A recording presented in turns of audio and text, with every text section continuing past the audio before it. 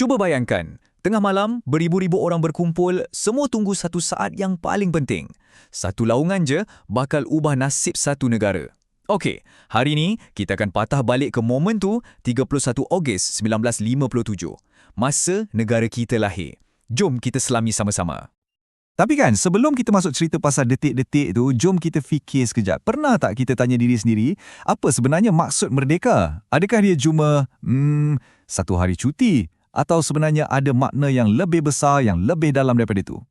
Sebab sebenarnya kan, merdeka ni dia bukan satu konsep yang simple. Kalau kita tengok pada pemimpin-pemimpin kita, para negarawan, masing-masing ada tafsiran sendiri tentang apa ertinya bila kita cakap kita ni dah betul-betul bebas.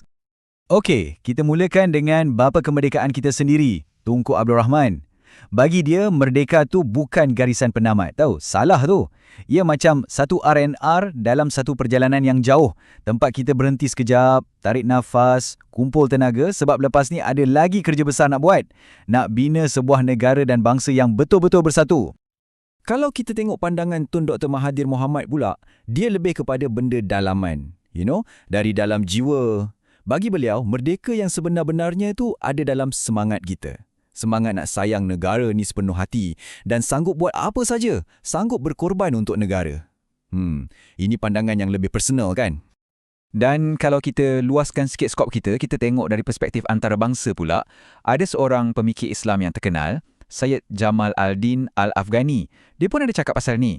Dia tekankan dua benda penting. Satu, semangat kebangsaan yang ikat kita semua. Dan satu lagi, cinta yang mendalam pada tanah air yang bebas. Okey, cukup pasal falsafah dan idea. Jom kita masuk bab yang lebih praktikal, iaitu tindakan. Persediaan nak sambut Hari Merdeka ni bukan calang-calang tau, bukan kerja main-main. Ia perlukan perancangan yang sangat teliti dan semua orang kena main peranan. Cuba kita bayangkan je bahang dia masa bulan Julai 1957 tu. Suara Tunku bergema kat radio Melaya, panggil semua rakyat. Jom, kita bersiap sedia. Terus, satu jawatan kuasa khas ditubuhkan. Dan yang paling best, dalam masa yang sangat singkat, Stadium Merdeka, simbol kedaulatan kita, berjaya disiapkan. Dan siap tu bukan sebulan dua awal, tapi cuma 10 hari sebelum hari besar tu. Memang luar biasa. Dan kos dia berapa agaknya? RM2,500. RM2,500. Itu jumlah yang sangat-sangat besar masa tu. Ini bukan setakat belanja duit tau. Tapi ini macam satu pelaburan. Satu tanda keyakinan yang kita letak pada masa depan negara kita yang baru nak lahir ni. Dan bukan setakat stadium je, kita tengah bina satu identiti baru. Fikirkan ni, stadium yang boleh muat 22,000 orang, 75,000 helai bendera kita tempahas, bunga raya dipilih jadi bunga kebangsaan, even pakaian rasmi pun ada, baju muskat, ilham daripada Tunku sendiri. Wow! Semua benda-benda kecil ni, semua butiran ni, sebenarnya adalah proses untuk bina jati diri kita sebagai satu bangsa. Okey, sekarang kita dah sampai ke kemuncak cerita kita. Jom, kita sama-sama rasa balik debaran detik-detik sebelum tengah malam 31 Ogos 1957. Lokasi dia Padang Kelab Selangor, tempat yang kita kenal sekarang sebagai Dataran Merdeka. Cuba you bayangkan, beribu-ribu orang datang dari serata tempat, berkumpul dalam gelap malam. Mesti hati masing-masing dupdap-dupdap kan, menunggu fajar baru untuk negara. Tepat pukul 11.58 malam, semua lampu dipadamkan. Satu padang tu gelap gelita. Bayangkan suasana tu. Senyap, sunyi, cuma debaran yang kedengaran. Tinggal 2 minit je lagi. 2 minit terakhir di bawah pemerintahan British sebelum kita jadi negara sendiri. Dan bila je jam besar tu berbunyi 12 kali, dum! Tepat tengah malam, lampu terus dipasang balik. Terang benderang, kegelapan dah berakhir dan satu era yang baru bermula dengan begitu gemilang. Lepas tu, apa yang jadi seterusnya memang satu momen simbolik yang sangat-sangat hebat. Bendera Union Jack diturunkan perlahan-lahan buat kali yang terakhir diiringi lagu God Save the Queen. Kemudian, dengan penuh rasa bangga, bendera Persekutuan Tanah Melayu pula dinaikkan dan buat pertama kalinya lagu negaraku berkumandang. Itulah dia saat peralihan kuasa secara rasmi. Dan tepat pada saat itu, satu perkataan yang semua orang nanti-nantikan akhirnya bergema di udara. Merdeka! Laungan tu dimulakan oleh Tunku Abdul Rahman dan terus disambut oleh beribu-ribu rakyat yang ada kat situ. Bukan sekali, tapi 7 kali.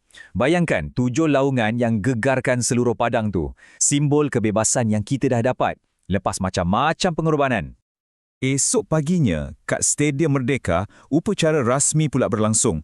Mula-mula, Wakil Ratu British serahkan surat perlembagaan. Lepas tu, Tunku baca pemasyuran kemerdekaan.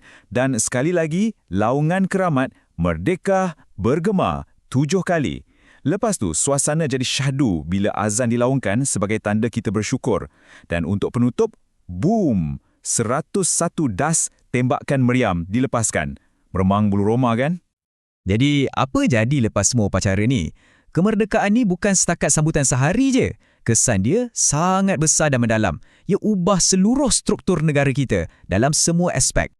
Kalau kita tengok dari segi politik, kita ada sistem raja berperlembagaan dan negara kita mula dikenali di peringkat dunia. Ekonomi pula, fokus kita dah beralih. Kita tumpukan pada pembangunan luar bandar dengan adanya rancangan Malaya Pertama, Felda dan yang mungkin paling penting untuk kita semua, dari segi sosial, bahasa Melayu jadi bahasa kebangsaan, sistem pendidikan kita pun disatukan. Semua ini untuk apa? Untuk bina satu identiti Malaysia yang kuat. Okey, sebagai penutup, jom kita fahamkan sikit apa prinsip-prinsip asas yang jadi tiang seri negara merdeka kita ni. Sebabnya, kemerdekaan yang kita dapat ni, yang melalui rundingan dan persetujuan semua kaum, ia telah lahirkan sebuah negara yang berdaulat.